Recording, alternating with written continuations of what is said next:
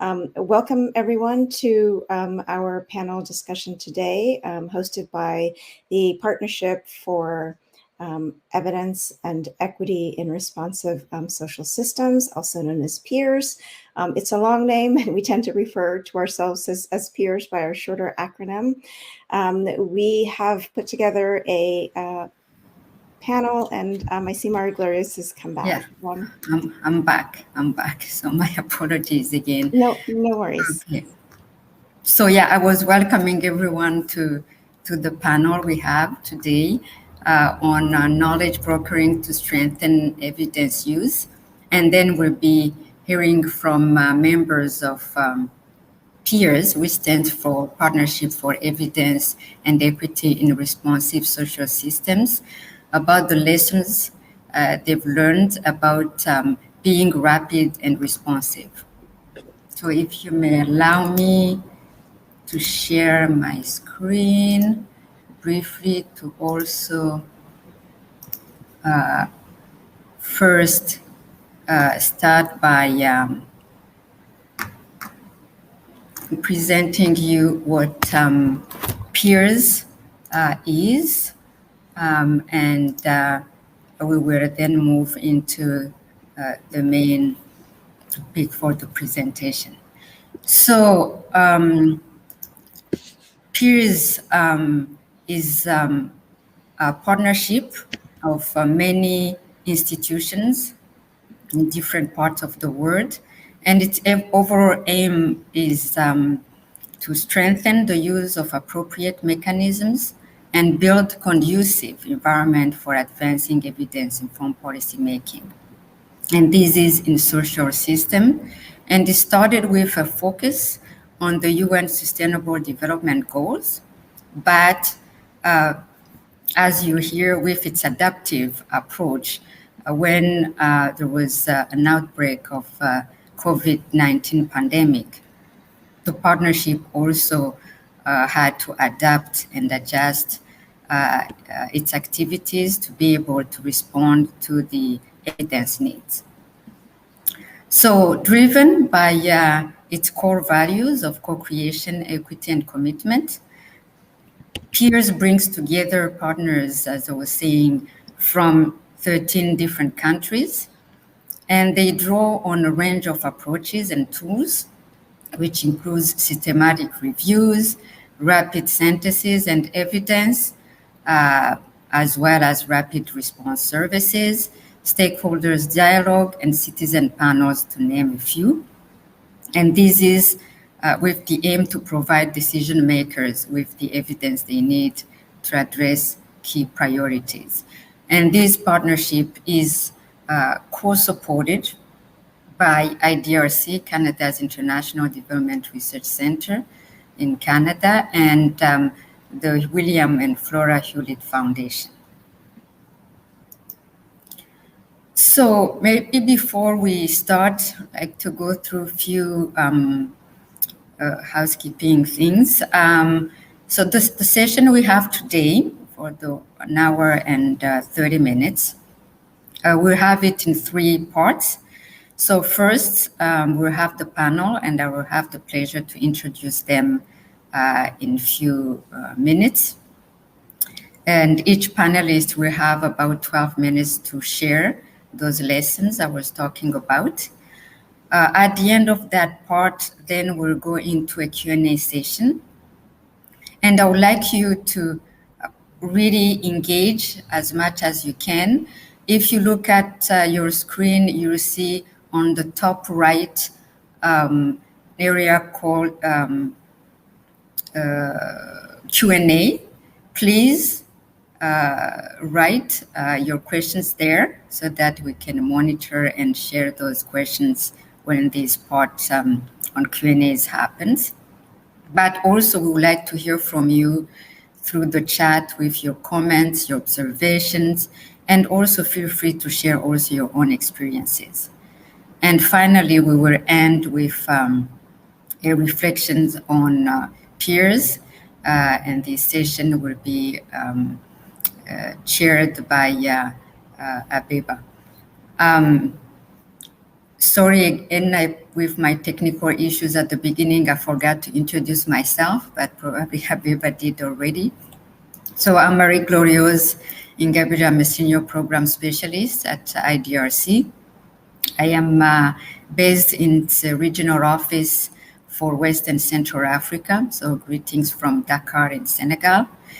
And this session will be also co-moderated by Abeba Tadese, who is the program director for Evidence for Decision-Making at Results for Development, which is also the organization that's been working so hard to coordinate the peers as a network and provide them a platform and opportunities to share, to learn, and to support each other. Our panelists, starting with Lucy Kühn, who's the coordinator of Evidence-Informed Health Policy Unit at the Ministry of Health in Chile. So welcome, Lucy. We have also Jessie Uneke, who's the director of the African Institute for Health Policy and Health Systems at Ebonyi State University in Nigeria. Welcome, Jessie. And then we have Xuan Yu at the Evidence-Based Social Sciences Research Center at Lanzhou University in China. So with the panelists, we will start from east and go all the way to the west. So from no further delay, I would like to invite Xuan to start her presentation. Thank you. Thank you. Thank you, Mary, and I will share my screen. Yeah, let me stop share mine. Sorry. Okay. Yeah.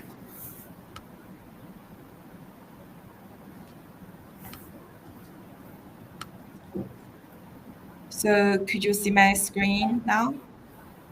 Yeah, it's coming. Perfect. We can see it now. Oh, okay. So thank you so much, Mary. And hello, everyone, and hello, peers colleagues. And my name is Xuan, and from the Evidence-Based Social Sciences Research Center of Lanzhou University, China. And now my research area is evidence-based social science. And I present today on behalf of the PEERSS China Working Group to share the evidence-based social sciences research or related work in China. So first, I will give a brief introduction about our research center and the PEERSS China Working Group members. So our institute is located in the northwest of China, and this red star is the city of the Lanzhou. So with a history of 2,200 years and a current population of over 4 million.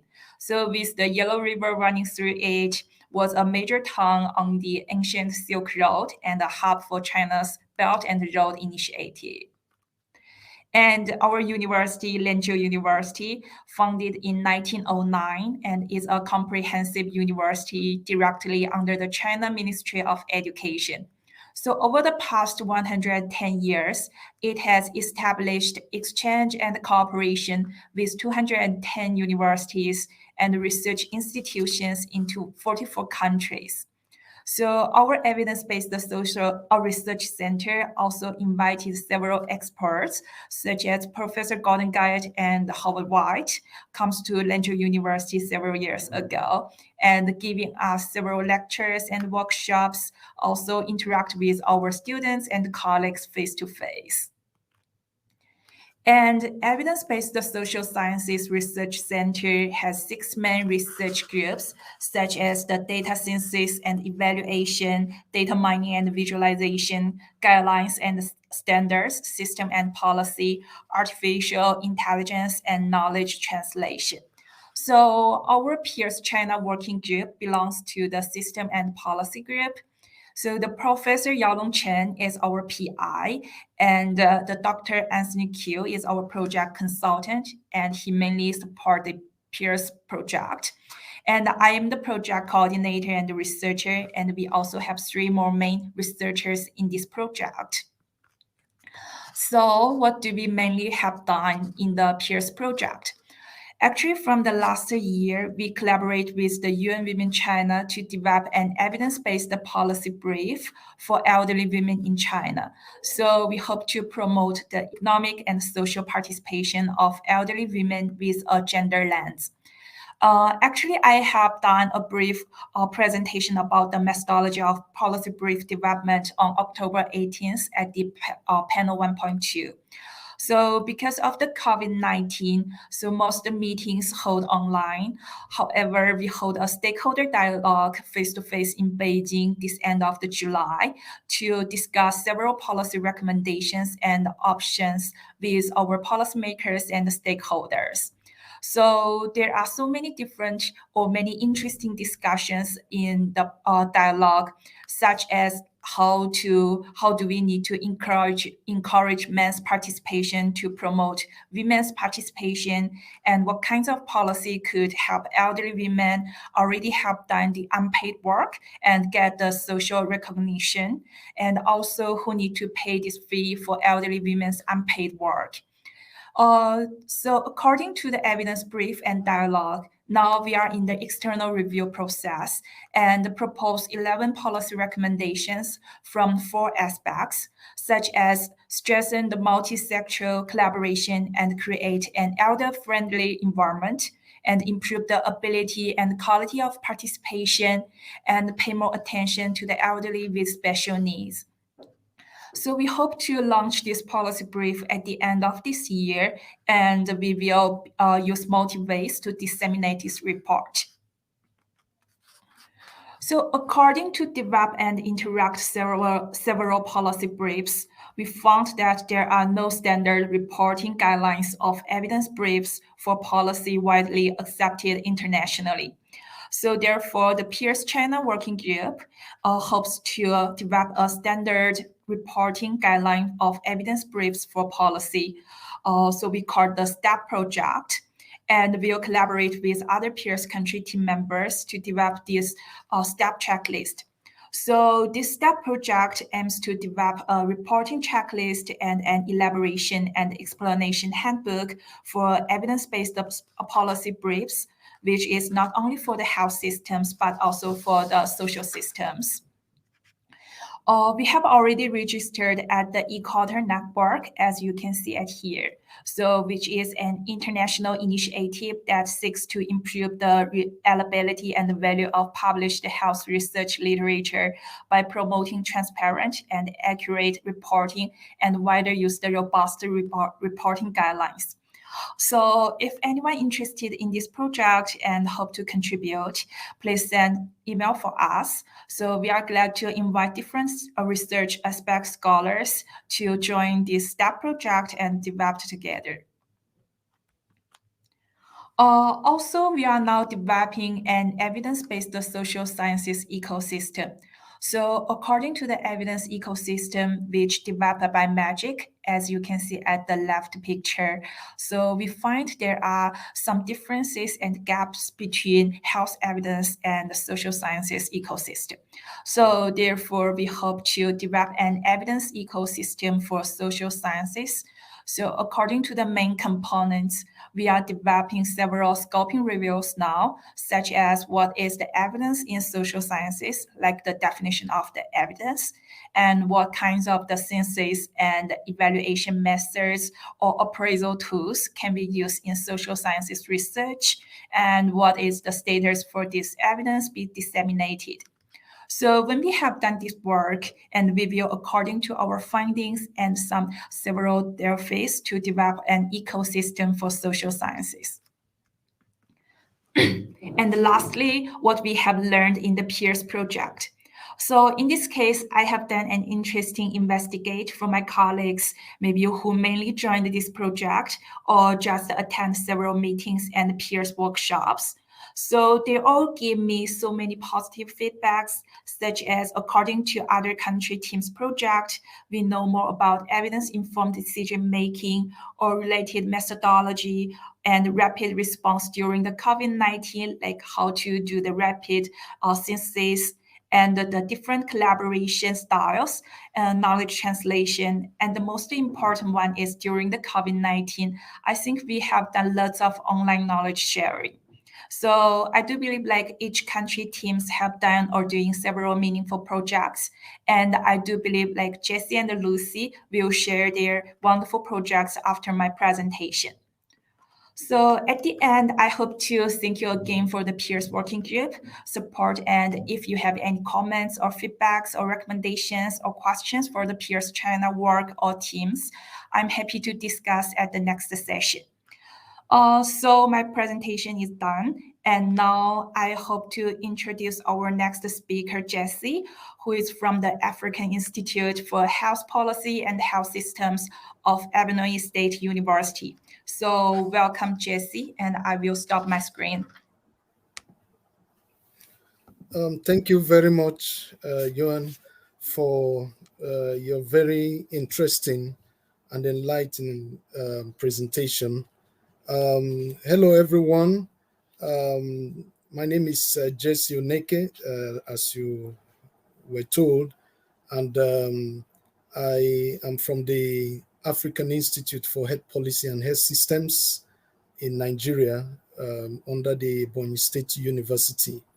In my institute, which was established formally in 2015, after about 7 years of operating as a research center, what we do basically is to promote evidence to policy process, to train policymakers, decision makers, and other key stakeholders in the health sector to be able to use evidence in policymaking and practice.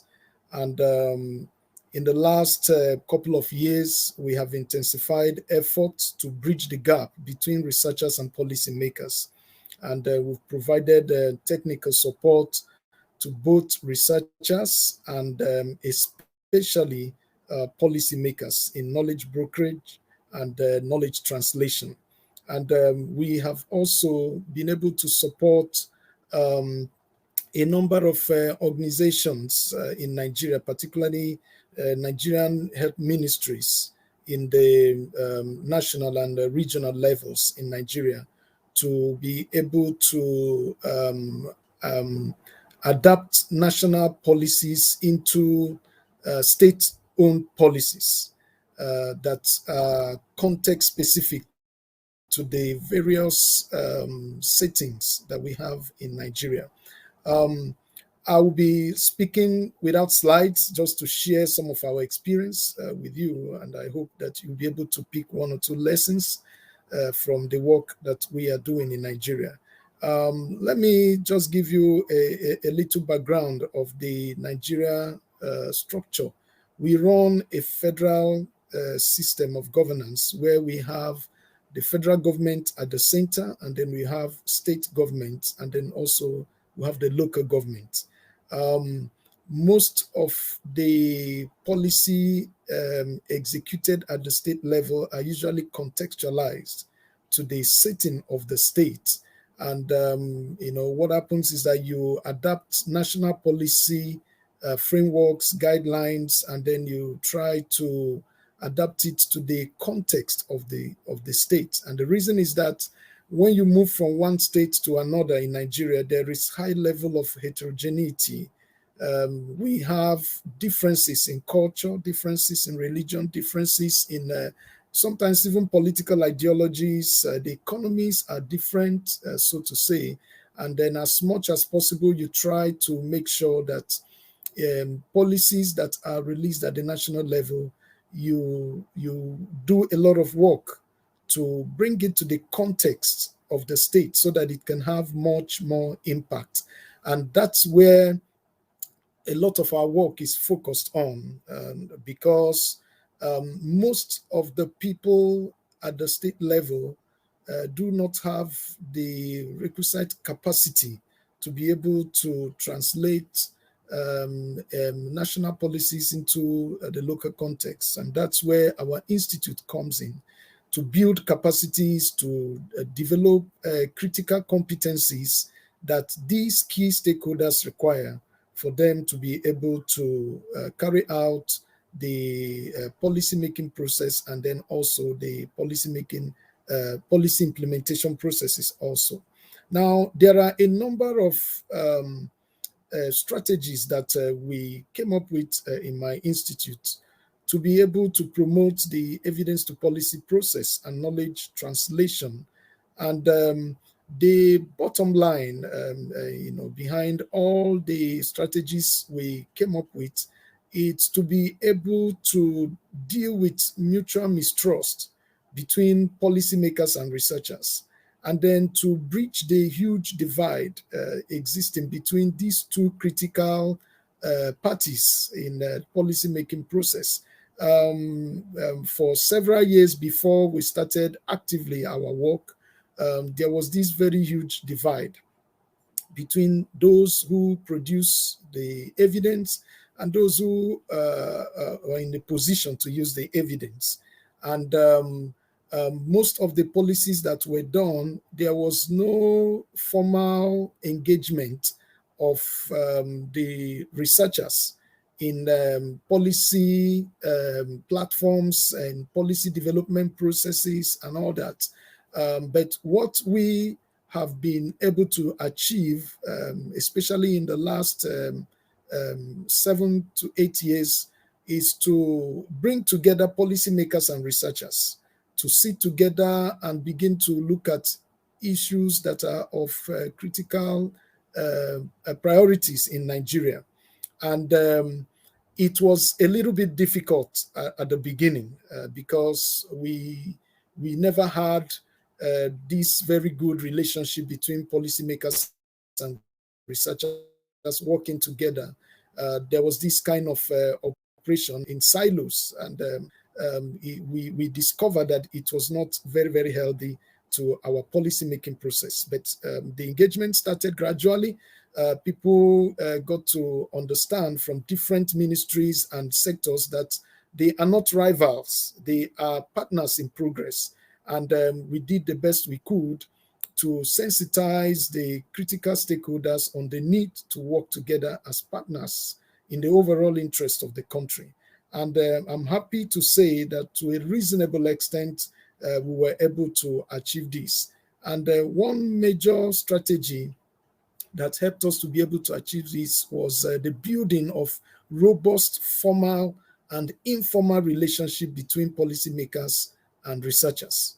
Very, very important because in our system, a lot of things can work on informal relationships. So people learn to work together because they've built friendship between themselves, and that also facilitated the engagement between the researchers and the policymakers.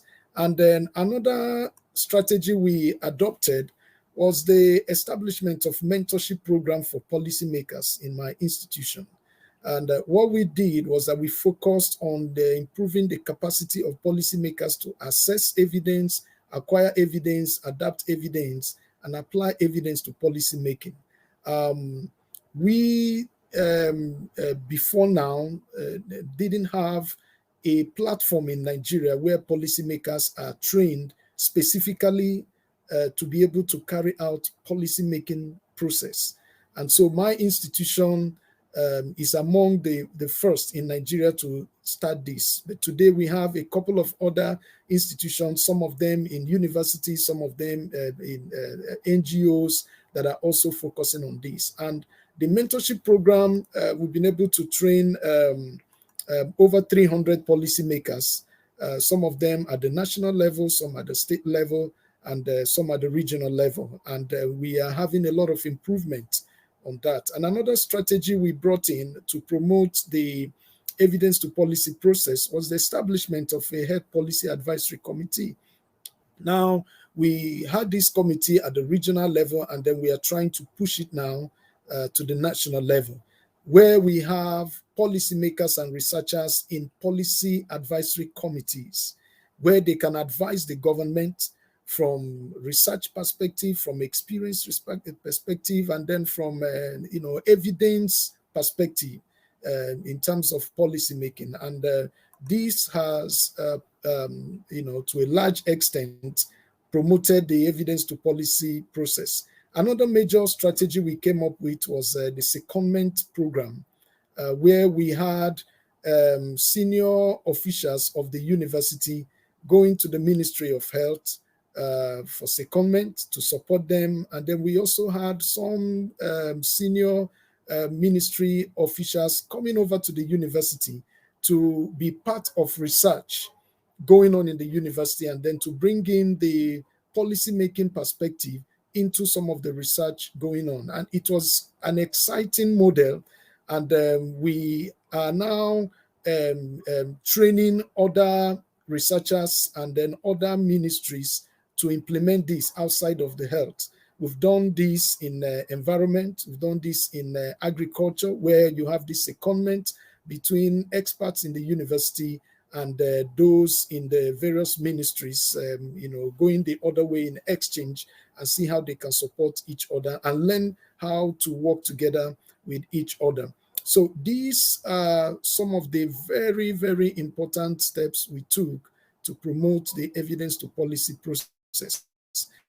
And then I can say that one very important lesson we learned is that the COVID-19 contributed to a very large extent to building partnership and collaboration. When the COVID-19 was at its peak, the various ministries didn't see it as a health problem. It was everybody's problem. And that alone helped to bring together various ministries to be able to see how they can address some of the issues occasioned by the COVID. One major example was the school health program. When this COVID was at its peak, schools were shut down. And then we had people from the Ministry of Health and the Ministry of Education coming together for the first time to discuss how they can make the schools safer. So the school health program belonged to both the Ministry of Health and to the Ministry of Education. But the COVID-19 created the very important platform for collaboration. And we have seen how this collaboration, has gone beyond just interaction between Ministry of Health and Ministry of Education. But we now see it cutting across other ministries, and it's been quite exciting. Now, in terms of some of the challenges that we experienced, yes, it was difficult initially, getting people from different backgrounds to sit together and believe that they have the same vision, the same goal, the same understanding. It was difficult at the initial stage. And I can assure you, if you are trying to do this in your countries, you may also have some difficulties, but you need to continue to make effort. And once you are able to get the people to understand that this is everybody's problem, irrespective of the sector you're coming out from, we can achieve a lot by working together. So that was a major challenge we had, but we were able to deal with that, after a while by putting up a continuous effort in that direction. And then another important challenge that we also saw was the issue of holding meetings. People were used to face-to-face meetings, but the COVID-19 introduced another dimension to meetings. And initially, it was difficult for people to hold online meetings, especially the policymakers. But after a while, some of them were able to adjust to that. And today, many of the meetings are held, virtually. But we still try as much as possible to combine it with face-to-face meetings, and of course, with a lot of efforts put in place to maintain the COVID prevention guidelines. I can say, as I conclude, that working with peers has contributed to our understanding of how others were able to deal with some of the challenges they encountered in their process of bridging the gap between policymakers and researchers.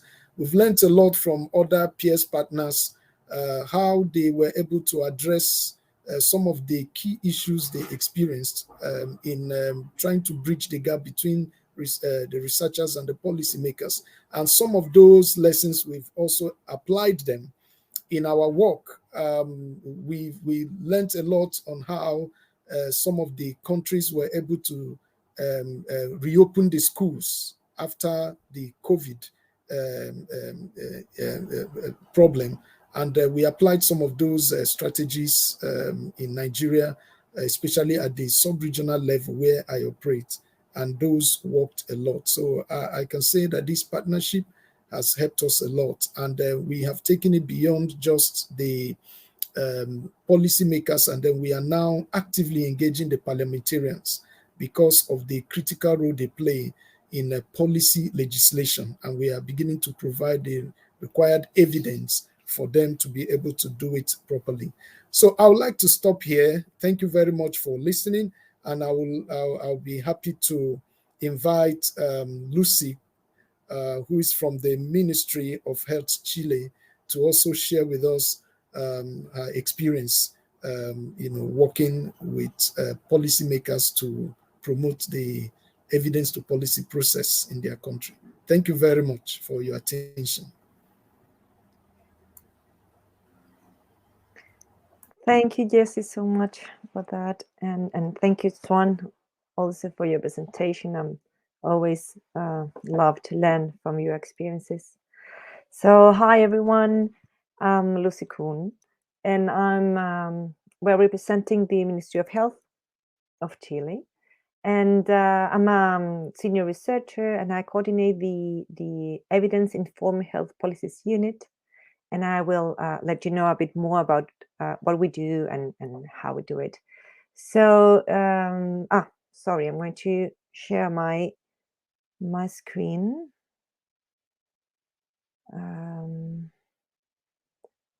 Okay, there.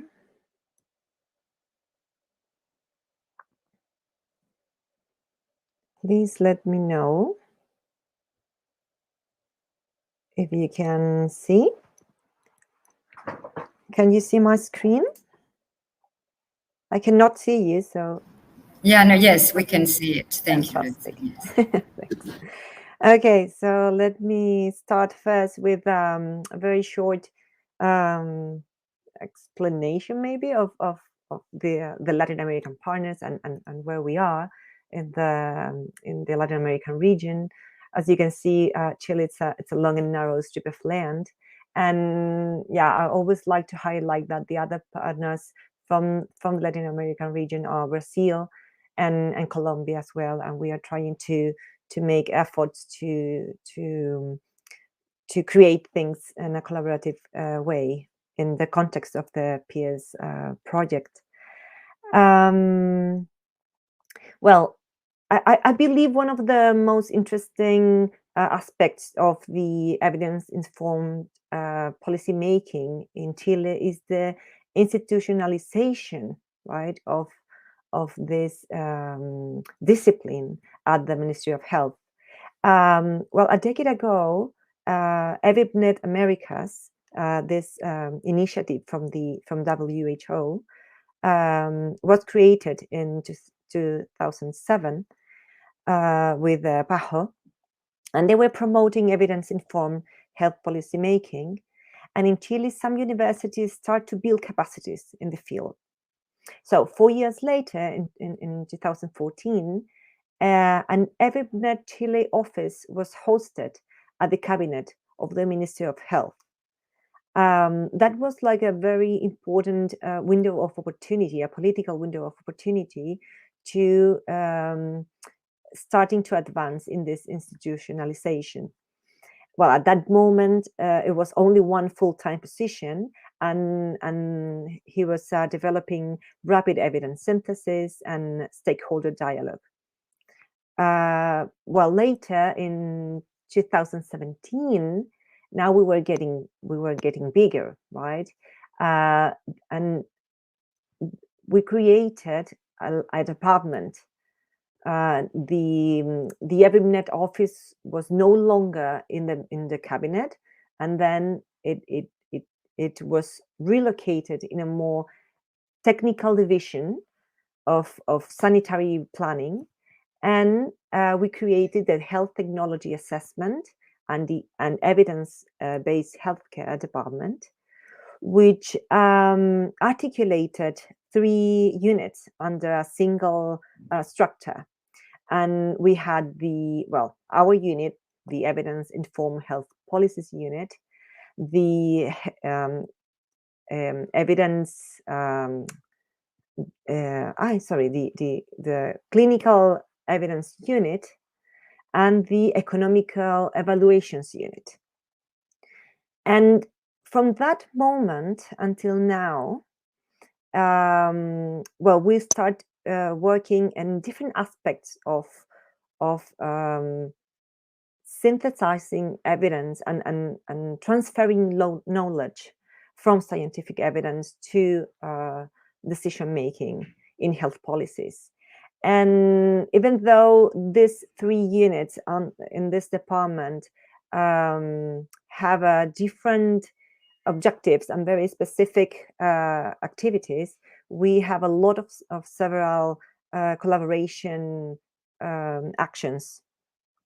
So from 2017, our unit start to strengthen the team, hiring more people, standardize as well the methodologies, following and then adapting to our context the GREAT framework. We have been developing methodological guidelines, increase the production, of course, of rapid synthesis of evidence, diversifying products, creating more timely methods of evidence for policies. And I believe COVID-19 was at some point an opportunity to create new methods of gathering this enormous amount of evidence and publications. We are very interested as well in improving the way we communicate the key messages, and of course to increase the awareness and the usefulness of the evidence-informed policy making among the authorities and the professionals of the Ministry of Health, because there is like a historical way, a culture to make decisions that has not always been based or informed on evidence. So this is like a very dynamic form of practice that we need to strengthen among the authorities. It's relevant on this history that in 2018 the unit, on behalf of the Ministry of Health, has been an active partner of this partnership, of PEERSS partnership. And very in general terms, what do? We have like these 3 main line of activities: evidence for policies, where we have like different kind of report, brief evidence reports that we have used this a lot in the context of COVID-19. These are especially when high authorities have evidence needs, and we report them like in 1 to 3 days. And then we develop the rapid synthesis, evidence briefs for policies, exploratory synthesis, and also in the context of COVID-19, we start creating evidence gap map. We also have tried to develop some deliberative processes. We have some experience in stakeholder dialogues, but we really want to advance in more citizen panel and engagement. And we have also had experiences doing recommendations for public health policies and following the great evidence to decision framework. And we also have a line of methodological development. I was telling you that we developed some methodological guidelines, and we also deliver training workshops for professionals at the Ministry of Health or other professionals in the health system, and we conduct some seminars at the national and international level. And well, how do we do it? Here you can see our team. We are 5 awesome researchers, and this is Carolina, me, you have Paula, Rosie, and Deborah, and you can see all other friends and partners and other networks that we belong, and where we can exchange experience and learning nationally and internationally as well. So what are we proud of? Well, I have to say that we are proud of a lot of things. First of all, the institutionalization of this unit in the Ministry of Health that give us the opportunity to be rather close from the decision-making process, even though we are more a technical unit. So sometimes we have it's I don't know, it's a challenge, you know, to deal from this technical perspective and to dialogue with the more political perspective. So, well, I can tell you that we have developed more than 100 evidence syntheses since the beginning of this unit in the Ministry of Health since 2014. During COVID-19, we were developing on-demand rapid evidence synthesis. We also had to adapt processes and adapt methods. And as I told you, we developed a COVID-19 living evidence map during several weeks in 2020. And after that, we were demanded of a lot of more specific questions that we responded with rapid synthesis. We had this experience of not only providing a synthesis of evidence, but also to advance a little further and be able to build a recommendation with a panel of experts. And that experience was this year related to a food program on drinks for children, for dairy drinks for children. We had work in national plans. We have helped designing national plans of obesity in children. We hosted an Evidencebased Americas regional meeting 2 years ago, and we are proud about our team, the possibility for creation, of commitment, the flexibility we need to face new challenges and to continuously learn and improve. And well, lastly, what do we envision for the future? What are our challenges, and what do we want? We definitely want to build a national evidence ecosystem on health and other social policies. And I believe that the PEERSS project is crucial on this topic. Also, to build a strong Latin American regional hub.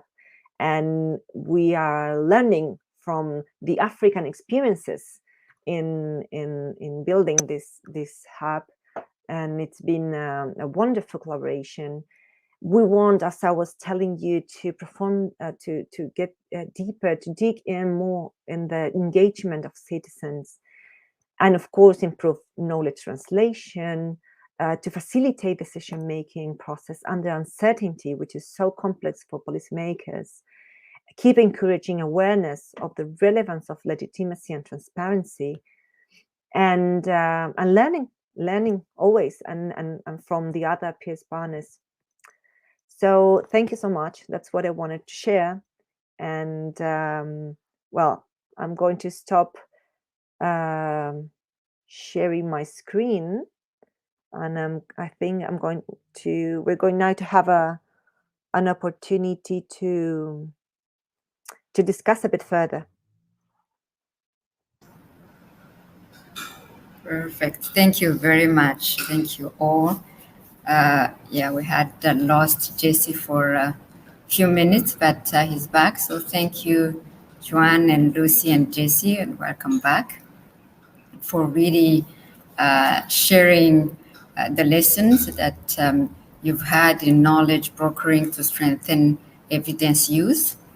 So I know with limited time you had to choose. So I know this is not exhaustive what you presented. And I take actually this opportunity to share with the participants some information in terms of peers. If you want to learn more about which countries are involved, or the teams, the activities, if you want to subscribe to the newsletter, please just send in under the comments some information, and also to tweet what you've heard and support PEERSS members' work. So thank you. And thank you also for reminding us that PEERSS members are not new in the area of evidence-informed policymaking. You've been in this area for a long time, mostly probably focusing in health, but now expanding beyond health sector, which is critical when we talk about key policies, especially informing SDGs. So thank you very much.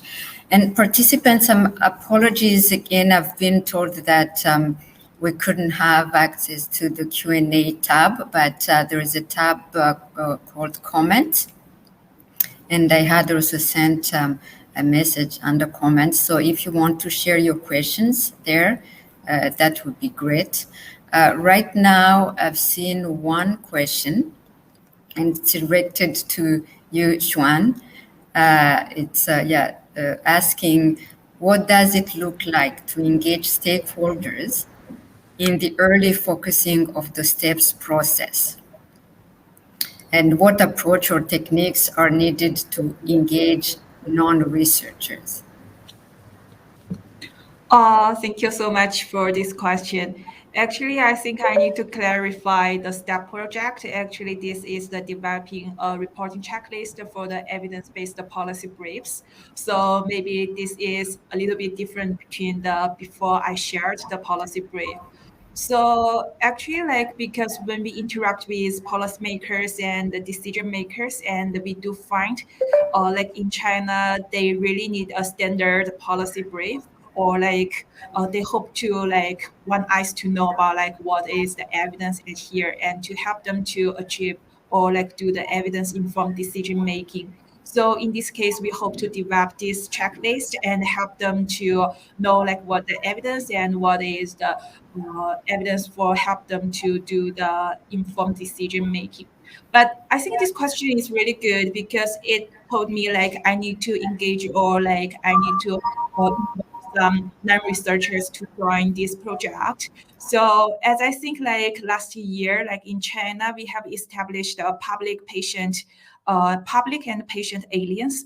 So in this alliance, many non-researchers join this alliance, including some policymakers from some social sectors or health sectors, and decision makers from some organizational institutions or international organizations, and some doctors or patients and public, also the media or journals or lawyers, they all join this alliance. So I think in our STEP project, I hope to invite them to join this project, and maybe they know about what they need and what do they hope to report in the policy brief, and to help the decision makers to do it. So I hope I answered this question. Thank you. Perfect. Thank you very much. And now we see questions coming in. So there's a question for you, Lucy, asking how has the collaboration through PEERSS especially the one you mentioned for Latin America with Brazil and Colombia, how it affected, positive or otherwise, on what your group's goal is or group goals are. If you wanted me to repeat the question, let me know. Yeah. No, I think I get the question, and thanks for that. And I believe that it's, in terms of affecting, I believe it affects it more positive than otherwise. Of course, maybe it's more work, right? Because we have to build, like, from all the logistic perspectives, and maybe that demands more engagement from our countries. But that's a huge opportunity, because and I believe that's one of the things that I would like to highlight from this partnership, that I don't know, a difference of other than networks, we are really pushed and encouraged to take a lead position on what do we want from this network. It's not just receiving learnings or knowing experiences from other. It's like really to start working and creating products. And I believe that working with Brazil and Colombia has been very a virtuous process of sharing knowledge and realizing that we have very similar challenges, not only in terms of methodological challenges or evidence aspects, but in the political context. So we can add forces and efforts to try to respond some problematics that affects most of the Latin American countries. And yes, I think that's the main aspect that came to my mind when I'm asked about this. But it's been positive and a lot of work. Sure, yeah. Thank you so much, Lucy. So we have another question, which I think will be addressed to all of you three. You've been sharing very good, insightful, participant says, on linking researchers and policymakers on evidence. But then have you had experiences engaging with practitioners to strengthen the use of evidence from research into their own practice work? So who wants to go first? Feel free. Instead of policymakers, going into practitioners in the broad terms of really, instead of policy making, but decision making more broadly. The practice. Yes, like our experience in Nigeria, we have also observed that the practitioners are very, very critical, especially in policy implementation. So in our effort to also promote the evidence to policy to practice link, we have also engaged practitioners in our capacity building process, and then also in the policy dialogues that we have been doing. Now, for instance, during the school shutdown, we had not only policymakers from Ministry of Health and Education, but we also had teachers, we had principals, we had doctors and nurses who we can say are the practitioners, in the field. We had them together, and they were able to make some wonderful contributions that we didn't even get from the policymakers, because they are the ones who are directly involved in the implementation of whatever policy that is developed either in the schools or in the hospitals. So we observed that engaging them, it's also very, very helpful in the evidence to policy process. And we have learned now to always involve them in policy dialogues. You can't do a successful policy dialogue and then you leave out the practitioners. So we have started engaging them because of the critical role they play also in the policy, in the evidence to policy and practice process or link. Thank you. Thank you, Jesse. Anything you would like to add, Lucy? Yes, Sure. yes, I would like to share a bit. In the terms of engaging the practitioners, well, we have the other unit from our department develops the clinical guidelines, and they use this methodology from the great system that is the evidence to decision, and the practitioners are very they are active actors in this process, and they're very critical. At the beginning, they were very critical with the methods and with the results, and because this is different. This method is are to all the pieces of evidence that are considering from the patient perspective, and sometimes that it's kind of tricky for the practitioner because they are used to have like always the knowledge, right? There's a huge asymmetry of information, so it was difficult for them to understand that sometimes the outcomes that for a practitioner is relevant, like I don't know, some clinical levels, for example, were not always the relevant outcomes for patients. So it's been a process of struggling. And we try to replicate that model, that method, in a more health policy, a public policy intervention. And it was kind of interesting because the practitioners were very hesitating about the evidence. They didn't trust in that, in the results. And we had this opportunity of further discussion. At the end, it's very positive. You can reach like a very transparent decision, right? But it's challenging. It's a process of making them understand the utility of the methodology, and that they are not the only one who have the truth for saying at some point, because we included people's preferences, and sometimes people preferences conflict with what the practitioner believe.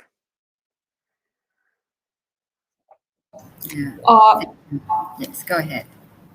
Yes, I really agree with Lucy's comments. So actually, I think we also have the same like situations and faced. So like for Chinese, like for us experience, for example, like we hope the stakeholders or like practitioners, they start to know about like what is the evidence. So we always alert them what is the evidence and why do they need to focus on the evidence, such as. So I know like sometimes they are really challenging about, like Lucy mentioned, the methodology, and sometimes they don't care about the methodology or methods. So they just want to know the results, or like what is the what they need to do, or what they need to like do and to help others. So in this case, like for us, we always like interact with policymakers or like decision makers and other practitioners and tell them like what is the new evidence. It also like the alert for them. So I think it is really useful for them to start to know about like the research or evidence and pay more attention about the evidence. So this is our experience. Thank you. Perfect. Thank you. And apologies to participants if we don't get all the questions. Really important and interesting. If I can move to another one more broad in terms of the institutionalization in organizations. So there is a question of what does it take to have such units like yours, Lucy, and others, and processes also of commissioning and using evidence institutionalized in more ministries of government agencies. And something also related to that, specific question for Jessie, is as you work with those policymakers that you've trained, etc., and with what we know with high turnover of them, so how have you dealt with these turnover to ensure sustainability and sustainable relationship and working with policymakers? So if you can address those questions. Yes, thank you very much, Marie-Gloriose. And the Ismail Kawuya, thank you for that question.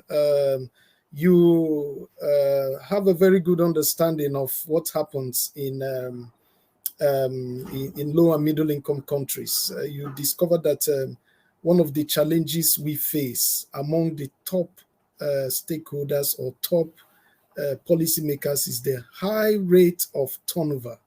It's a very big problem. Now, the reason is that where you have democracy, every 4 years you are having changes at the top. And sometimes within 4 years, you are having changes being made 2 or 3 times. So sometimes you don't get top policymakers staying long enough to be able to carry out the programs they have been part of in terms of the training. We experienced that. I remember in one of the occasions when we were carrying out our work at the sub-regional level, we had 3 different permanent secretaries in the health ministry within the space of 2 years. And so each time a new person comes, you start afresh to start getting the person to buy into the evidence to policy process that you tried to build up with the previous person. Now, what we did to address this, is to bring in the science of sustainability and institutionalization. Very, very important. So what we have done is to see how we can institutionalize the capacity development process in the ministries, where some of us from the universities come into the ministries on the regular basis to train. So when you are having new staff coming in, new appointees, new political appointees coming in, the training is continuous. And we keep on making the effort to keep up with the relationship we had with the previous person. We do it to the new individual, and then the effort continues that way to yield the required outcomes. So basically, that's what we have done. The capacity development process, it's been institutionalized in the ministries, whereby those of us from the university, we come on regular basis to build the capacity of these new ones. And finally, what we also did was to find a way to continue to engage those who were previously in those positions to support us in the university to provide their experience. So we have past permanent secretaries, past directors in the health ministries and other ministries coming to the university to, as part-time visiting lecturers, and then, able to also pass the experience that they have gained to other incoming ones. Thank you. Thank you very much, Jessie. So before maybe we close this part on Q&A, Lucy and Xuan, anything you want to add to a part of the institutionalization? I would like yeah, sure. Yeah. What does it take? Well, of course, I believe it all depends on the evidence system of each country and the political context and the culture of decisions, blah, blah. But I guess on our experience, I would like to mention 4 things that I was thinking about what it takes. Well, first of all, I think it was crucial to have a political window of opportunity. At that point, the administration that was coming, the new elected government, and specifically the Minister of Health at that point, understood, had a very well understanding of why evidence is so important for making decisions. And actually, well, I believe she came from the academic environment, and that was, I think, a milestone, because we all understand that this is relevant, but then you need someone to make the decision and to have the political will to say, okay, we are going to do this. And sometimes at the technical level, you just don't have that that power of decision. The second, I believe, that is to never lose or try to build, if you haven't, collaboration between the government and the universities and the academia, and to build trust in because sometimes the academia is always very critical to the with the government, but at some point we need to work together, and that was very important, and it's still very, very important for us to keep advancing. And you need to create capacity building, right? At the beginning, there's few people that can really have a specialization in these topics. And for example, in Chile, we don't have much, like, I don't know, master degrees of things like that. And you need to create that capacity building.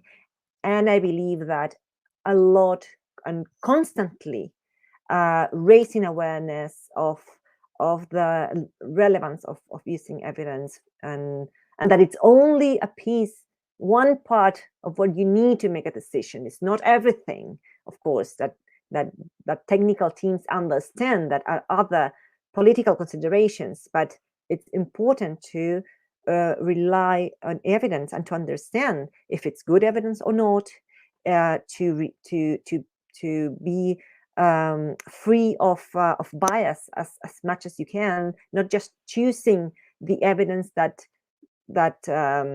can confirm what you are expecting, and that this increased transparency and legitimacy of decisions. I believe that we have done a work of constantly being explaining the methodology to authorities, decision makers, practitioners, and citizens in general.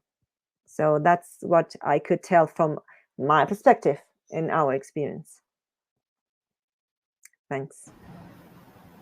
Thank you very much. Thank you all really for this great engagement, and thanks participants for your great questions and comments as well. So I will turn the floor to Abeba for the next part of the session. Abeba. Sure, thank you, and hello again, everyone. As Marie-Gloriose introduced at the start of this panel, I'm a program director at Results for Development, and we serve as the coordinating organization for PEERSS.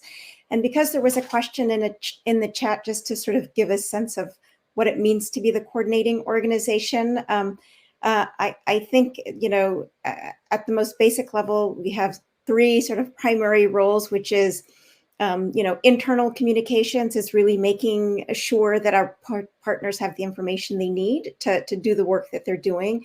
It's external communications and knowledge management and synthesis, right? It's sharing the great work that each of them have presented today in formats like the panel today, but also externally through a newsletter, which I would encourage each and every one of you to subscribe to. And then there's a lot of the back end sort of, you know, operational coordination and administrative functions that we also take care of. We've been in our role as coordinating organization for a year now, really learning alongside the PEERSS partners. And I think it's a role that we have really kind of grown into, you know, and we're really leaning into the values of the partnership and in terms of how we drive the work, right? So our partners are truly focused on bringing evidence-informed, equitable solutions to the work that they're doing. And we, as coordinating organizations, sort of translate that to really thinking about how we create an inclusive internal partnership dynamic, right? By, one way is to do this is fostering kind of true co-creation. It's really, as Lucy mentions, it's centering partner priorities as we work together to chart how the partnership moves forward. And it's bringing a real sense of commitment to building a safe and trusted space for the kind of sharing that our partners do to learn from each other and to advance the work that they're doing. And I think, our new acronym, like PEERSS, really captures the spirit of the partnership, because they are peer organizations learning together, right? Supporting each other, co-creating solutions to advance evidence-informed decision-making in the countries in which they are working. So I want to start by thanking all of you for sharing your experiences from your work. I think this type of knowledge exchange is truly valuable to how we understand and make progress in evidence-informed decision-making. And as Marie-Gloriose noted at the start of this conversation, I'd like to direct us inward a little bit to reflect on your engagement in the PEERSS partnership. And maybe we'll ask each of you a set of questions. I think you have all touched a little bit already on sort of the value of the PEERSS partnership, the relationships that you have built, and how PEERSS is supporting you in your work. But maybe we could just dig in a bit more deeply to concretely understand the ways in which the PEERSS is supporting your work, using very maybe specific examples to do that. And so, and then as you reflect on sort of very concrete and specific ways in which PEERSS is supporting you, it would be great to also hear, and Lucy touched on this a little as well, like how PEERSS is different from some of the other initiatives and communities of practice that you have been involved in. And so if I remember the order, we went from west to east. I'll try to remember now and go from east to west. And I think that kicks us off with Lucy. So Lucy, if you maybe want to just share some reflections from your engagement in PEERSS. Yes, thank you. Yeah, I think that I was saying some things. I would like to start and repeat again that well, in Chile we belong to several networks at the regional level and international level in terms of health technology assessment and evidence-informed policies. But this experience, this is really a partnership, and I love the name because we created the name. It wasn't had a different name in the past, and it was also collaborative creation, and it was we are always evolving, and it was a very nice and interesting process of what every concept we were very consciously chosen of what we want for this partnership, and it's really particular to have this opportunity of being in a very active role of trying to propose products, of course, in a framework, right? But it's really flexible, and it's a lot of creativity in this, and that's at least for us very it's exciting. It's really encouraging and motivating. Well, maybe I believe we have a lot of examples of learning, of collaboration, and not only maybe in specific products like of evidence synthesis, but in the process of creating a partnership, right? Of building trust, of knowing each other, of making this a safe place. I like that, what you were saying here, Beba. I feel it's really important to be able to participate, to feel that you own this space. It's not only, I don't know, to listen and to I don't know, do what is expected, but you can always play a bit in what you want to if you want to suggest activities, or to say, you know what, maybe we should be going this way or this other way. We never have to. My perception, we don't struggle with the funders, or with the coordinators of being tight of what we can do or what we can't. And something, for example, this opportunity that the project is giving us to create like this regional hub. Of course, there are regional networks, right? And I believe that we can all dialogue at certain point, but to have funding and to have the collaboration from other partners, specifically from South Africa and other African countries, to learn from their experiences of the African Evidence Network, and the enormous generosity, I have to say, of sharing us their own learnings and their failures as well.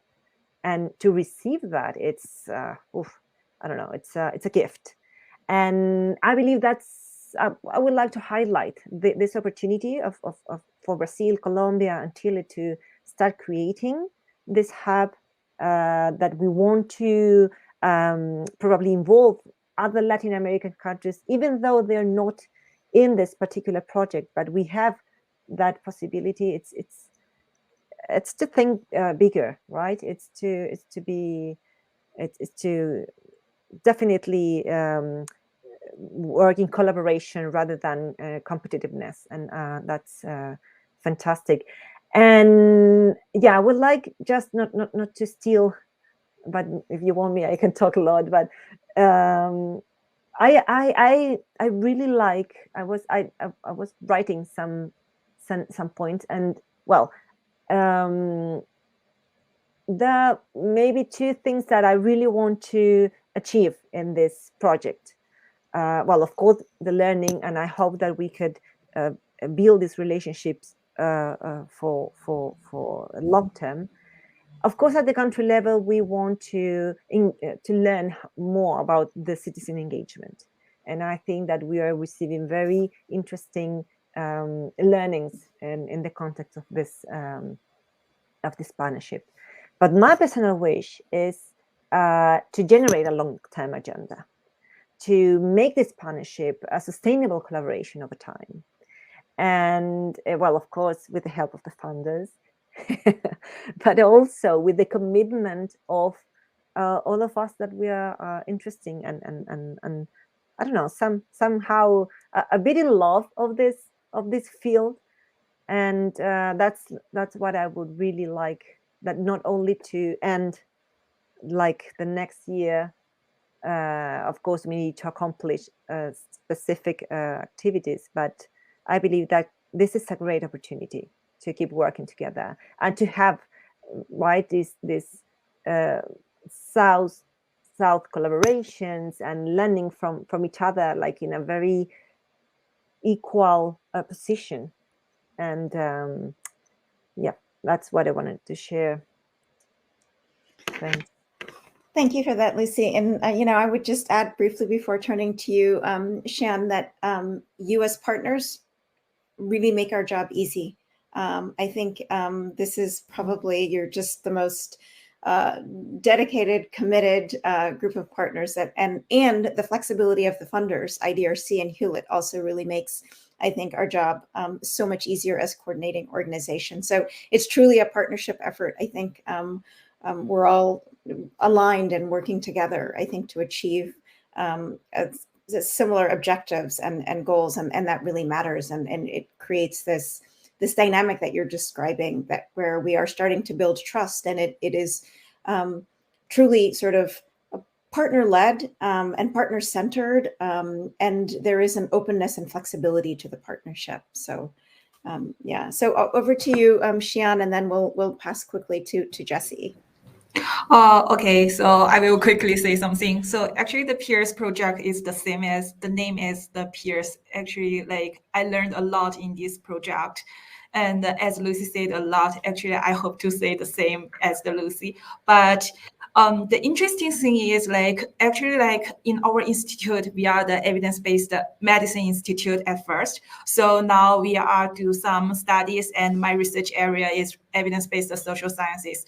So when we talk with or interact with other peers country teams, and some of them, their background is social sciences, and they use the same methods and using at their fields. So in this case, I think it's really good to exchange our knowledge and learn a lot.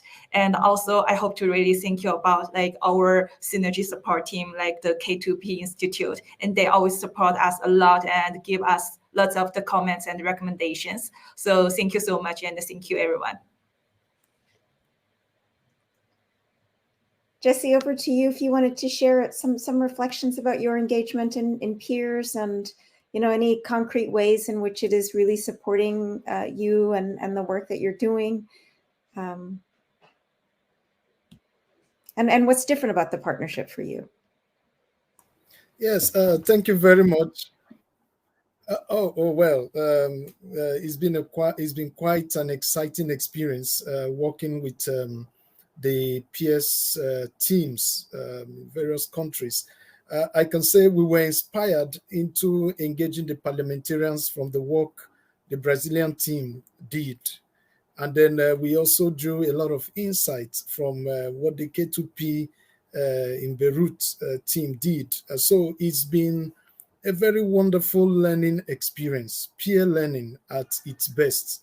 It's exciting being part of this. And just like Xuan said, initially we started from the focusing on the health ministries, at different levels in Nigeria. But now we have gone beyond the health sector, and we are now passing the same principles of evidence to policy process to the agriculture, to the housing, and to education. It's exciting having to work with people and sectors you never dreamt of, having to engage very closely. And this is exciting for us as a team because we have learned a lot of new things, partnering with other ministries outside of the health sector. And it's an exciting experience. And I can say that working with peers helped us to be able to have this new experience that has also helped to broaden our scope of operations. And then we have learned much more than what we had previously working only in the health sector. So I can say that the working with peers has been quite exciting for us. And then it's a whole new experience, and we love it. And we want to see it continue. Thank you very much. Thank you, everyone. Marie-Gloriose, in the interest of time, I'm going to turn over to you. I think we have about 2 minutes to close. Indeed. No, thank you so much. Wish we could go on and on, so much to share and to talk about. So yes, in interest of time, we only have 2 minutes left. So I would like again to I want to share the screen where I would like to share with you again some information so that you could stay in touch with peers. So please visit the website that you see, peers.org. We have a Twitter, and also Abeba was talking about the newsletter. So please go ahead and sign up, and so that you can receive many information as you can and follow what the great work that PEERSS is doing. So I think, yes, the plenary session is coming to an end now. So I would like to take this opportunity to thank you all, starting with our great panelists. So thank you very much, Lucy, Jessie, and Xuan. So really great to have you on panel. I would like to also thank the broad family of peers or other members, because I know some were also very engaging during this session, but also they are presenting in other sessions during this summit. So once you see the website and you see all those teams, please feel free also to reach out to them. So I would like also to say thank you to R4D. A lot of some comments really mentioned that a lot of work behind the scene, really to make the work of peers very successful, very supportive. So Beba and her team, thank you very, very much. Sure, last but not least, the organizers of the summit. So thank you very much. The session now will be closed. So I wish you all the best and stay safe. So thank you very much. Thank you. Thank Thank you. you. Thank Everyone. you. Bye-bye. Bye. Bye-bye.